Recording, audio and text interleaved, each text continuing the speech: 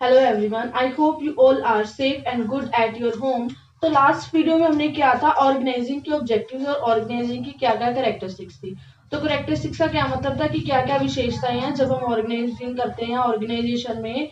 Organising की क्या क्या जो है विशेषताएं होती हैं। तो आज हम नेक्स्ट टॉपिक कर रहे हैं ऑर्गेनाइजिंग का क्या, डेलीगेशन। तो सबसे पहले हमें पता होना चाहिए कि डेलीगेशन का मतलब क्या होता है। डेलीगेशन का मतलब होता है डिवाइड।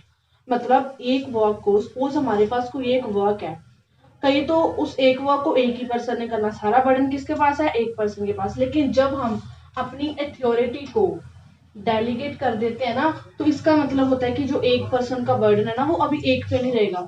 उस वर्क को सारे पर्सन अलग अलग परफॉर्म करेंगे। ठीक है, तो मतलब क्या होता है कि एक पर्सन की अथॉरिटी को अलग अलग पर्सन में जब हम डिवाइड कर देते हैं, दैट इज कॉल्ड डेलीगेशन। तो इसको हम पूरा क्या बोल सकते हैं, डेलीगेशन ऑफ अथॉरिटी की। जब एक पर्सन अपनी सारी अथॉरिटी, अपनी सारी पावर को अलग अलग पर्सन में डिवाइड कर देते हैं, that is called delegation. Delegated authority from manager to subordinate. Suppose कोई अथॉरिटी है जो मैनेजर के पास है, तो मैनेजर ने क्या किया, अपनी उस अथॉरिटी को आधा आधा सुबॉर्डिनेट्स में डिवाइड कर दिया। ठीक है, मतलब सपोज हमारे पास 5 सुबॉर्डिनेट्स हैं। ठीक है, तो जो एक मैनेजर का काम था ना, वो ऑफ 5 पर्सन मिलके करेंगे। तो क्या किया हमने, जो एक पर्सन की अथॉरिटी थी, वो हमने उसका क्या किया, उसको 5 पर्सन में डिवाइड कर दिया। मतलब अब इस अथॉरिटी का बर्डन ओनली मैनेजर पे नहीं होगा, तो वो सारे काम को मिलके कौन करेगा, सबॉर्डिनेट्स करेंगे। हम इसको क्या कह सकते हैं, from higher level to lower one. मतलब हायर लेवल मीन से higher level to lower level पर आ जाती है जो हमारी अथॉरिटी है। हायर लेवल कौन होगा, मैनेजर होगी। लोअर लेवल पे कौन आ गया, सबॉर्डिनेट्स आ गए। ठीक है, तो मतलब टॉप टू बॉटम जाती है जो हमारी अथॉरिटी होती है, अथॉरिटी फ्लो करती है टॉप टू बॉटम के लेवल में। That is called delegation of authority. तो डेलीगेशन ऑफ अथॉरिटी के हमारे पास क्या क्या इंपॉर्टेंस हो सकती है। इसके साथ देखो हमें क्या बेनिफिट होने वाला है, एम्प्लॉयज की डेवलपमेंट होगी।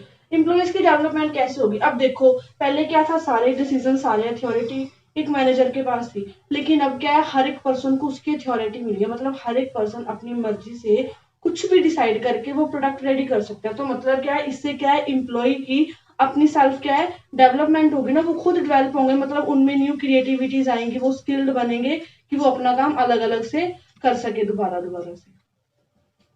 ठीक है, तो नेक्स्ट टॉपिक हमारे पास अब क्या आ जाएगा, नेक्स्ट पॉइंट क्या है, मोटिवेशन ऑफ इम्प्लॉयज। इसके साथ क्या है, इम्प्लॉयज की मोटिवेशन होगी। तो मोटिवेशन का मतलब क्या होता है कि किसी पर्सन को कोई भी वर्क करने के लिए जब हम इनकरेज करते हैं, दैट इज कॉल्ड मोटिवेशन। ठीक है, जैसे एक मैनेजर है, उसने अपने सबॉर्डिनेट को मोटिवेट किया। कैसे मोटिवेट किया, उसने कहा कि ये सारी अथॉरिटी तेरे पास है, जो भी तुमने काम करना है। ठीक है, जब हमारे पास ये अथॉरिटी होती है ना, तो हम इससे मोटिवेट होते हैं कि हाँ, हमें कोई बंदा इनकरेज कर रहा है कि सारी रिस्पॉन्सिबिलिटी हमारे हाथ में है। तो हमारे पास भी क्या है, हम न्यू क्रिएटिविटी लेके आते हैं। तो हमें ये होता है कि हाँ, हमारे पास अथॉरिटी है, हम अपना बेस्ट दें, हमने सबसे अच्छा प्रोडक्ट है जो वो रेडी करके देना है। तो मतलब क्या है, जो इम्प्लॉयज है वो मोटिवेट होते हैं किसके साथ, जब हम डेलीगेशन ऑफ अथॉरिटी कर देते हैं। नेक्स्ट क्या होगी, ग्रोथ। ग्रोथ किसकी होगी, इम्प्लॉयज की ग्रोथ भी होगी और हमारी। ओके, तो नेक्स्ट टॉपिक क्या है, डिसेंट्रलाइजेशन। सेंट्रलाइजेशन का मतलब क्या होता है कि हर एक काम को करने का एक सेंटर होता है जहाँ पे सारा काम ऑलमोस्ट हो रहा है, दैट इज कॉल्ड सेंट्रलाइजेशन। तो डिसेंट्रलाइजेशन का मतलब क्या है, जब हम उस एक सेंटर के अलग अलग ब्रांचेस शो कर देते हैं, तो दैट इज कॉल्ड डिसेंट्रलाइजेशन। मतलब एक ही डिपार्टमेंट के जब हमने डिफरेंट डिफरेंट पार्ट्स कर दिए, मतलब एक सेंटर की जो अथॉरिटी है वो जब हमने अलग अलग पार्ट्स में, अलग अलग डिपार्टमेंट्स में डिवाइड कर दी, तो वो क्या होती है, decentralisation. The transfer of authority from central to local government. अब देखो, जो सेंट्रल गवर्नमेंट का वर्क है, उनके पास अथॉरिटी है ना वो सारा वर्क करने की। लेकिन जब हम सेंट्रल गवर्नमेंट की कोई भी अथॉरिटी लोकल गवर्नमेंट की अथॉरिटी में ट्रांसफर कर देते हैं, तो दैट इज कॉल्ड डिसेंट्रलाइजेशन। मतलब पहले हमारा एक सेंटर था, सारा काम कौन करती थी, सेंट्रल गवर्नमेंट कर दी थी। अब जो सेंट्रल गवर्नमेंट है वो हर जगह तो नहीं जा सकती है, तो इसलिए क्या किया, जो सेंट्रल गवर्नमेंट थी उसने क्या हायर की, लोकल गवर्नमेंट हायर की। हर एक सिटी को, हर एक विलेज को क्या लोकल गवर्नमेंट मिली, और उस लोकल गवर्नमेंट को क्या किया, अपनी अथॉरिटी ट्रांसफर कर दी कि हाँ, अगर आपको कोई भी काम करना है तो आपके पास ये अथॉरिटी है कि आप इस काम के लिए परमिट है जो वो पर्सन को दे सकते हो। तो मतलब क्या, डिसेंट्रलाइजेशन का मतलब क्या हुआ कि हमारे पास जो सेंट्रल गवर्नमेंट है सारी अथॉरिटी उसी के पास होती है। लेकिन जब हम उस अथॉरिटी को लोकल गवर्नमेंट में ट्रांसफर कर देते तो दैट इज कॉल्ड डिसेंट्रलाइजेशन। मतलब पहले एक वर्क को करने का एक ही सेंटर था, लेकिन अब क्या है अलग अलग टाइम अलग अलग जगह पे उसके क्या है अलग अलग सेंटर बन गए।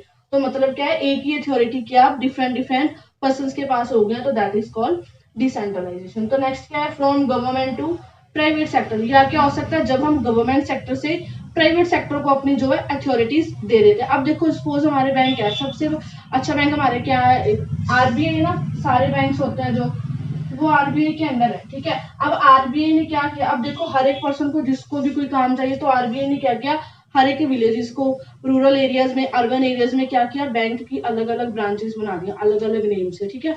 हर एक तरह का बैंक है, हर एक विलेज में मिलता है हमें बैंक, हर एक सिटी में होता है। तो मतलब क्या है अब गवर्नमेंट टू वो क्या हो गया प्राइवेट सेक्टर में कन्वर्ट हो गया। तो मतलब क्या किया, जो पहले आरबीआई ओनली वर्क करती थी अब क्या है उसके अंडर जो बाकी बैंक्स है ना, तो वो सारे बैंक्स क्या है आरबीआई के अकॉर्डिंग जो पर्सन को या किसी भी चीज के लिए परमिट दे सकते हैं या जो है वो काम कर सकते हैं। तो मतलब क्या हुआ यहाँ पे भी हमने क्या किया डिसेंट्रलाइजेशन कर दी गवर्नमेंट टू प्राइवेट सेक्टर्स, ठीक है। या क्या होता है रीडिस्ट्रीब्यूट कर देते हैं हम किसको, डिसीजन मेकिंग अथॉरिटी को। अब देखो जो डिसीजन एक सेंटर ने लेना है उसने वो डिसीजन ले लेना, लेकिन जब हमने क्या किया अथॉरिटी को डिसेंट्रलाइज किया तो मतलब जो डिसीजन मेकिंग की अथॉरिटी थी, डिसीजन कौन लेता है जो हमारा हायर लेवल पे होता है, ठीक है।